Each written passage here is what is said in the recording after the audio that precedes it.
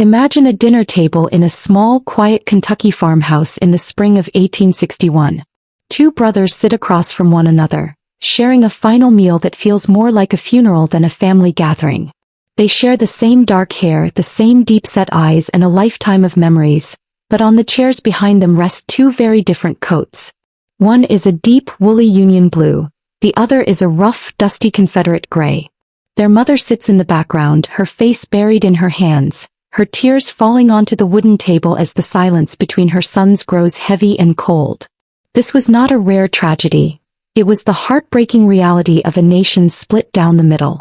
In this war, the dinner table became a front line, and the bonds of blood were tested by the fire of different beliefs. As the brothers stand to leave, walking out the door in opposite directions, they embody a country that is about to tear itself apart in the bloodiest struggle it would ever know. By 1860, the northern United States had become an industrial powerhouse, a landscape of clanging iron and rising smoke that looked nothing like the world of the Founding Fathers. In cities like Pittsburgh and Boston, massive brick factories lined the rivers, their tall smokestacks belching thick black plumes that clouded the horizon. Steam locomotives hissed and roared across a growing web of iron tracks, carrying coal, steel, and textiles to a rapidly increasing population. This was a world of wage labor and mechanical progress, where the old ways were being replaced by the relentless rhythm of the machine. In the North, the idea that one person could own another was becoming increasingly intolerable to a society that prided itself on modern advancement and the dignity of free labor.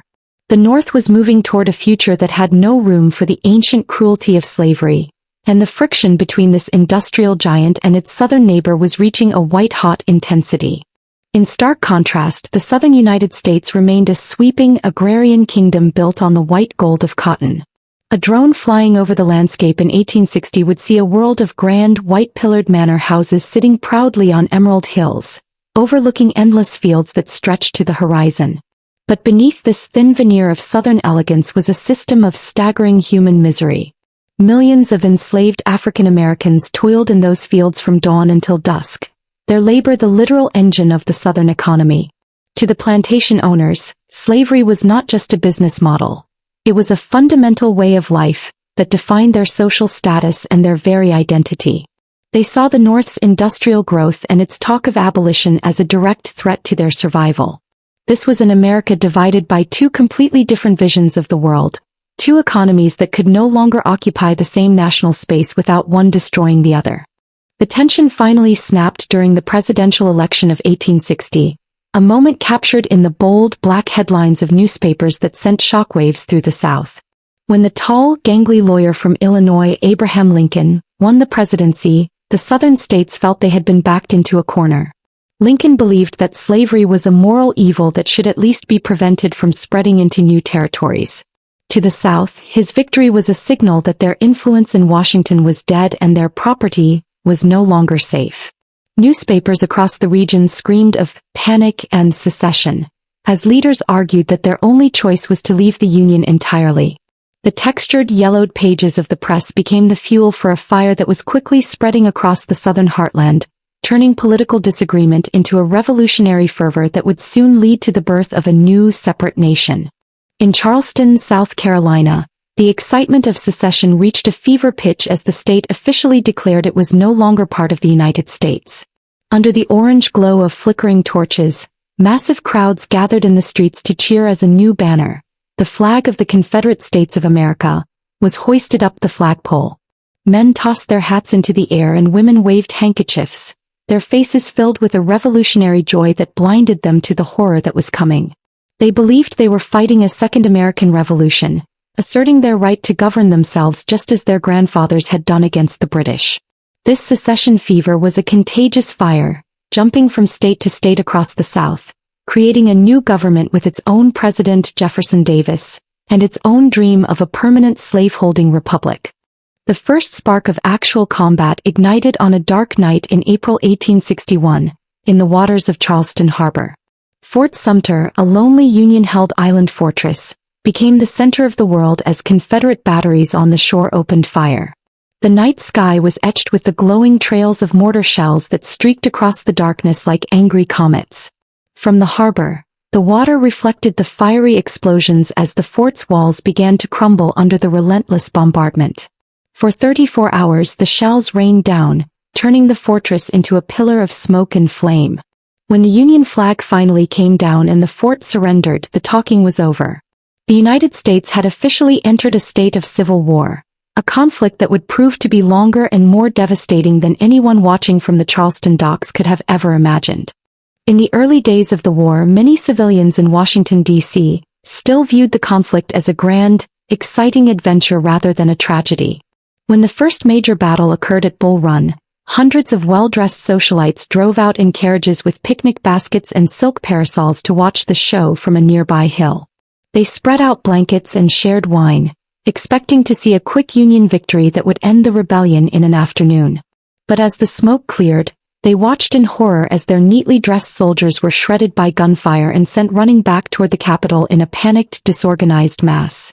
The discarded picnic blankets and spilled food left on the hillside became a haunting symbol of the nation's lost innocence. The war was not a game or a picnic. It was a brutal, mechanical slaughter that had only just begun.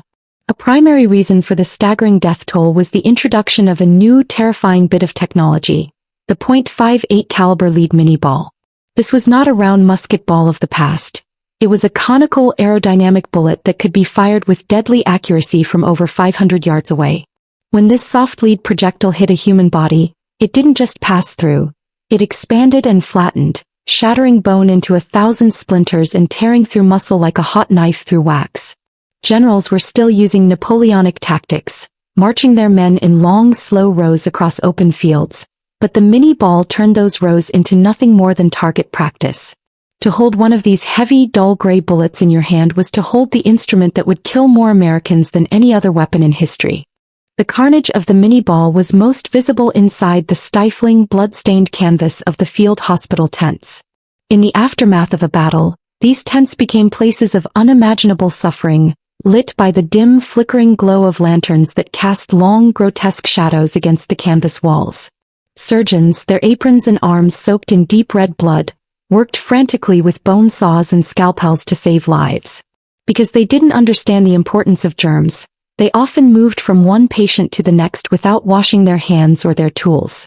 In the corners of these tents, hidden by shadows or tarps, lay piles of amputated arms and legs, the grim price of a wound that could not be healed. For many soldiers, the hospital was more dangerous than the battlefield as infection and disease claimed more lives than the bullets ever did. By 1862, Abraham Lincoln realized that the Union could no longer fight simply to keep the country together. They had to fight to fix the rot at its core. In the quiet of his White House office, under the soft light of a window, he sat with a heavy heart and a weary face, holding a steel pen over a sheet of parchment. This document was the Emancipation Proclamation, and with a few strokes of ink, he declared that all enslaved people in the rebelling states were forever free. It was a tactical move, but more importantly, it was a moral one. The war was now a holy crusade, a fight for human liberty that changed the stakes of the conflict forever. By making the war about the end of slavery, Lincoln ensured that no European power could intervene on the side of the South without appearing to support the chains of the enslaved. As the war entered its most intense phase, two legendary figures emerged to lead the opposing armies. On the Confederate side, Robert E. Lee became the symbol of Southern resistance. Often seen atop his striking gray horse Traveler, Lee was a man of quiet dignity and brilliant tactical skill. He surveyed the rolling hills of Virginia with a steely gaze, consistently finding ways to defeat Union armies that were much larger and better equipped than his own. To his men, Lee was almost a godlike figure, a general who fought for his home state with a fierce loyalty that made the Confederate Army of Northern Virginia a nearly unbreakable force. He was the old man, the gentleman general who carried the weight of the Southern cause on his shoulders as he led his troops into the heart of the North. Against Lee stood the man who would eventually break the Confederacy, Ulysses S. Grant. Grant was the polar opposite of the polished Lee. He was a gritty, unkempt man who often wore a common private's coat with his general's stars simply sewn onto the shoulders. He was frequently seen chewing on a cigar, his face covered in mud and his eyes narrowed with a relentless, bulldog-like determination. Grant didn't care for grand maneuvers or the romance of war. He understood that the North had more men and more factories, and he was prepared to use them to grind the South down. He was a man of action who famously said, "I propose to fight it out on this line if it takes all summer." Where others had hesitated or retreated, Grant kept moving forward, no matter the cost in blood. The collision of these two ideologies and their armies reached a terrifying peak on a scorching July afternoon in 1863 at Gettysburg. The climax of the battle was Pickett's Charge, an epic and suicidal maneuver that saw 13,000 Confederate soldiers march in a mile-long line across a wide, open field. Under the intense heat of the Pennsylvania sun, they walked directly into the teeth of Union cannons and rifles positioned on a distant ridge. The air was thick with the suffocating white smoke of gunpowder and the screams of the dying as artillery shells tore gaps in the Southern lines. It was the high water mark of the Confederacy, a desperate gamble that ended in a catastrophic failure. As the survivors limped back across the field, the dream of a Confederate victory on Northern soil died in the tall grass. While Lee was being pushed back at Gettysburg, another massive Union victory was unfolding on the banks of the Mississippi River. At Vicksburg, the Gibraltar of the Confederacy, Ulysses S. Grant had trapped a Southern army in a brutal months-long siege. Union ironclad gunboats, their chimneys belching black smoke, sat in the river and bombarded the city day and night, while the people inside were forced to live in caves and eat rats to survive. When the city finally fell on July 4, 1863, the Union took total control of the Mississippi River, effectively cutting the Confederacy in half. Texas, Arkansas, and Louisiana were now separated from the rest of the South, and the Union had gained the most important highway in America. The strategic back of the rebellion had been broken, and the end began to feel possible. In November of that same year, Abraham Lincoln traveled to the blood-stained fields of Gettysburg to dedicate a national cemetery for the thousands who had fallen there. Standing on a small wooden platform before a somber, attentive crowd, Lincoln gave a speech that lasted only 2 minutes. In those few moments he redefined the American purpose, speaking of a new birth of freedom and a government of the people, by the people, and for the people. His words were a quiet, powerful reminder that the war was a test of democracy itself, a struggle to see if a nation dedicated to the proposition that all men are created equal could survive. The Gettysburg Address became the moral compass of the nation, a speech that turned a graveyard into a monument to the future of a united America. Away from the grand speeches and the maps of generals, the ordinary soldier lived a life of constant grinding hardship. During the long winters between battles, Union and Confederate soldiers alike spent their nights huddled around small campfires, their faces dirty and their spirits worn thin. Their primary diet was hardtack, a thick, square cracker made of flour and water that was often so hard it could break a tooth. Soldiers would often have to soak the crackers in coffee just to make them edible, and it wasn't uncommon to find small beetles, known as weevils, crawling inside. Around these fires, men from both sides wrote letters home by the flickering light, sharing the same fears and the same longing for peace. In the darkness of the camp, the enemies were often more alike than they were different. As the war progressed, the Union Army began to draw on a powerful new source of strength: African American soldiers. The 54th Massachusetts was one of the first and most famous all-black regiments, led by the young white officer Robert Gould Shaw. These men, many of whom were former slaves, stood in sharp blue uniforms with their heads held high, their faces filled with a pride and determination that challenged the prejudices of the age. They were fighting for more than just a country. They were fighting for their own humanity and the freedom of their families.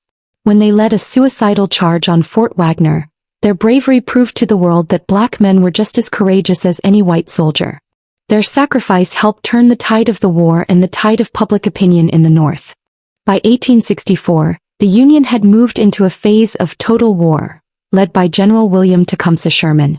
Sherman believed that to end the war he had to destroy the South's will to fight, not just its armies. His troops marched across Georgia, heating railroad rails over massive bonfires and bending the red-hot iron around tree trunks to create what were known as Sherman's neckties. This ensured the tracks could never be used again. His army lived off the land, burning crops, killing livestock, and destroying anything that could be used to support the Confederate war effort. It was a scorched earth policy that brought the war home to the Southern people in a visceral, terrifying way. Sherman's goal was to make the South howl, and as he moved through the heart of the Confederacy, he left a trail of ashes behind him. The most vivid example of Sherman's total war was the fall and burning of Atlanta. As the Union Army moved in, the city became a terrifying nightscape of orange flames and black smoke that could be seen for miles. Factories, supply depots, and railroad hubs were put to the torch, their silhouettes standing out against a wall of fire that seemed to consume the sky. The fall of Atlanta was a death blow to Southern morale and a massive political victory for Lincoln, ensuring his re-election in 1864. For the people of the South, the burning of their greatest industrial city was a sign that the end was near. The fire in Atlanta was the funeral pyre of the Confederacy, a blaze that signaled the collapse of the Southern dream under the weight of Union iron and fire. The long, bloody road finally reached its end in April 1865, in a quiet parlor in Virginia. Robert E. Lee, dressed in his finest, cleanest gray uniform, met with Ulysses S. Grant at the McLean House in Appomattox Courthouse. Grant, who arrived in a mud-spattered uniform and looked like he hadn't slept in days, treated Lee with a quiet, somber respect. There were no shouts of victory or demands for humiliation. Instead, Grant offered generous terms, allowing the Southern soldiers to keep their horses so they could go home and plant their spring crops. As Lee signed the surrender papers, the room was silent, filled with a sense of relief that the slaughter was finally over. The two men who had once served together in the same army shared a moment of dignity that began the long, difficult process of healing a broken nation. But the joy of peace was shattered just 5 days later by a single gunshot in a crowded theater. Abraham Lincoln was sitting in his box at Ford's Theater, watching a play, when the assassin John Wilkes Booth snuck in and shot him in the back of the head. The scene was one of total chaos as Booth leaped from the box onto the stage, shouting a Latin phrase meaning, "Thus always to tyrants." Lincoln, the great emancipator, died the next morning, leaving a nation in shock just as it was trying to figure out how to be a country again. The death of Lincoln was a final, tragic exclamation point on the war, depriving the country of the one man who might have been able to guide the peace with the same wisdom and mercy he had shown during the conflict. The nation watched in mourning as Lincoln's funeral train, draped in heavy black bunting and American flags, began its long journey from Washington back to his home in Illinois. The train traveled slowly through the countryside at twilight, its locomotive a dark silhouette against the fading sun. Millions of people, both north and south, lined the tracks in total silence, holding candles and lanterns to watch the president pass by one last time. It was a journey of national grief that unified the people in their sadness. Even many in the South realized that the man they had once called an enemy was someone who had truly cared for the soul of the entire nation. The funeral train was a moving monument to a leader who had given his life to save the Union. The period after the war, known as Reconstruction, was a time of both great hope and deep struggle. One of the most powerful images of this era was the sight of elderly African American men casting their first votes. For the first time under the protection of federal soldiers, black men walked to polling places and dropped their ballots into wooden boxes, their faces filled with a mix of disbelief and intense pride. The 13th, 14th, and 15th Amendments to the Constitution changed the legal fabric of the country, ending slavery and promising equal protection under the law. However, these promises were often met with violent resistance in the South, and the struggle for true equality would continue for another 100 years. Reconstruction was a messy, difficult second founding that began the slow work of making the American promise real for everyone. The true cost of the Civil War is best understood by looking at the national cemeteries that now dot the American landscape. From an aerial perspective, places like Arlington or Gettysburg show thousands upon thousands of identical white headstones, arranged in perfect, haunting geometric rows that stretch toward the horizon. Each stone represents a life cut short, a son, a brother, a father who never came home. Over 600,000 Americans died in the war, more than in all other American wars combined. The sheer scale of the loss is staggering, a silent reminder of what happens when a nation stops talking and starts fighting. These cemeteries are the final, quiet chapters of the Civil War, places where the blue and the gray finally find the peace that eluded them in life. Today, the legacy of the American Civil War lives on in a tattered flag with 36 stars that flies over quiet, overgrown battlefields. Rusted cannons, now covered in vines and wildflowers, sit as silent sentinels in places where the earth once shook with the sound of their fire. The war transformed the United States from a collection of R into a single unified is. It ended the horror of slavery and set the nation on a path toward becoming a global power. But the scars of the conflict are still visible in our culture and our politics, reminding us that democracy is a fragile thing that requires constant care.